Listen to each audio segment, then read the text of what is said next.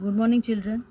आज हम क्लास 2 का यूनिट 1 द सेंटेंस ये देखेंगे ग्रामर का। The sentence, read this words. Grass eat a cow, grass eats a cow. इस ये जो यहाँ पे उन्होंने वाक्य दिया है इसको कुछ भी मीनिंग नहीं है, ये मीनिंगलेस है। क्यों? Do this words make sense? No, they do not make sense. Now read the same words in the another order. यहाँ पे जो ऑर्डर दी है यहाँ से कुछ भी सेंस निकल कर नहीं आता है। Grass it's a cow. तो अभी देखो, अब इन्हीं वर्ड्स को अगर हम प्रॉपरली अरेंज करते हैं तो इससे एक सेंस निकल के आता है। देखो, हमने स्टार्ट में लिया, अ काउ इट्स ग्रास। अभी अ काउ क्या है? नाउन है, सब्जेक्ट है। इस सेंटेंस का ये सब्जेक्ट है। काउ वो क्या कर रही है? ईट्स, खा रही है क्या? Grass. So a cow eats grass, गाय घास खाती है। तो ये क्या होगा? एक इस सेंटेंस को मीनिंग आया है, इस सेंटेंस को मीनिंग नहीं है। तो ये क्या है? करेक्ट सेंटेंस है। जो अ जो है ये कैपिटल में लिखा है और एट द एंड क्या है? फुल स्टॉप है। तो कोई भी सेंटेंस की पहचान यही होती है, वो उसका फर्स्ट लेटर कैपिटल होता है और at the end full stop होता है। सो सेंटेंस के हम डेफिनेशन देखेंगे। अ sentence is a group of words which makes complete sense. Sentence क्या होता है? कोई भी वाक्य क्या होता है? उसमें ऐसे वर्ड्स होते हैं, ग्रुप का ऐसा वर्ड्स का ऐसा ग्रुप होता है जिससे उसको सेंस निकला है, कुछ मीनिंग निकला है।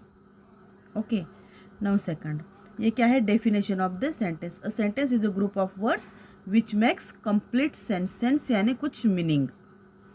नाउ देखो second, b, when we write a sentence we must remember 3 things. कभी भी हम जब कोई सेंटेंस लिखते हैं तो हमको 3 बातें याद रखनी है। नंबर 1, उसको कंप्लीट सेंस होना चाहिए। नंबर 2, उसका फर्स्ट लेटर ऑलवेज कैपिटल होना चाहिए एंड एट द एंड उसके फुल स्टॉप होना चाहिए। ओके, ये 3 चीज़ें हमें याद रखनी है, तभी वो कंप्लीट सेंटेंस बनता है। नाउ हम एक्सरसाइज सॉल्व करेंगे।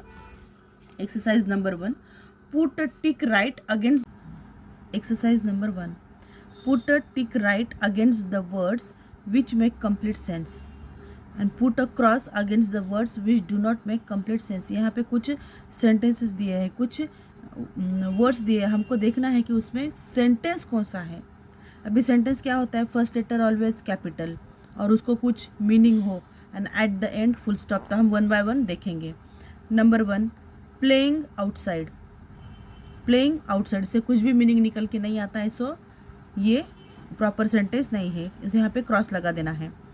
इन द मॉर्निंग, क्या क्या मीनिंग है? इसके आगे कुछ भी नहीं है, सो इसको भी क्रॉस, ये सेंटेंस नहीं है। अप द हिल, यहाँ पे भी फर्स्ट लेटर कैपिटल है लेकिन फुल स्टॉप नहीं है, कुछ मीनिंग नहीं आ रहा है, तो ये भी सेंटेंस नहीं है। सिंग a song, Singh a song, यहाँ पर भी फुल स्टॉप नहीं है।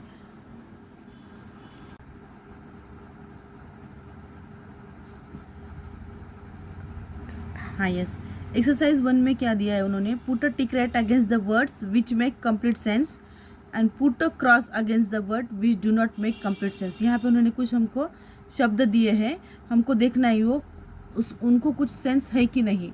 अगर है तो उसको टिक राइट करना है, अगर नहीं है तो हमको क्रॉस करना है। यस, सेकंड एक्सरसाइज में क्या है? The words below are jumbled, put the words in their right order so that they make sensible sentence. The first one has been done for you. तो यहाँ पे इस सेकंड एक्सरसाइज में उन्होंने क्या दिया है? कुछ ऐसे वर्ड्स दिए हैं हमको जो आगे पीछे है, जिनको मीनिंग नहीं है। जैसे कि मैं सुबह रोज़ उठता हूँ, इस सेंटेंस को एक मीनिंग है। अगर मैंने ऐसा कहा तो उठता सुबह, मैं रोज़, अगर ऐसे मैं बोलूँ तो उसको मीनिंग निकल के नहीं आएगा। तो यहाँ पर भी उन्होंने जो वर्ड्स दिए हैं वो जंबल वर्ड्स बोलते हैं उनको, यानी आगे पीछे दिए हैं, हमको उनको प्रॉपर ऑर्डर में लगा के एक सेंसिबल सेंटेंस बनाना है।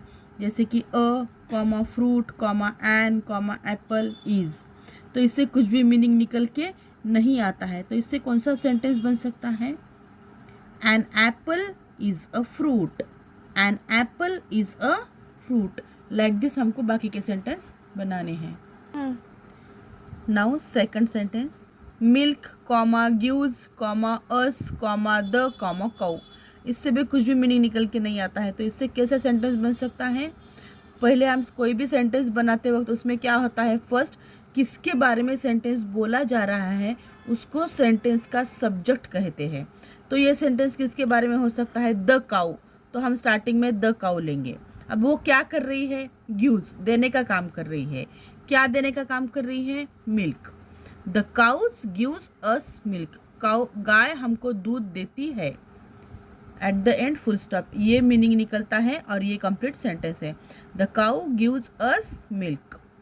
Now second one, of wood made is a chair. तो सेंटेंस क्या बन सकता है? A chair. पहले कभी भी सेंटेंस में हमको क्या लेना चाहिए? सब्जेक्ट, जिसके बारे में हम सेंटेंस में बोलते हैं। A chair made of wood, a chair made of wood. Chair किससे बनी है? वुड से, लकड़ी से। Now fourth one, is she years old.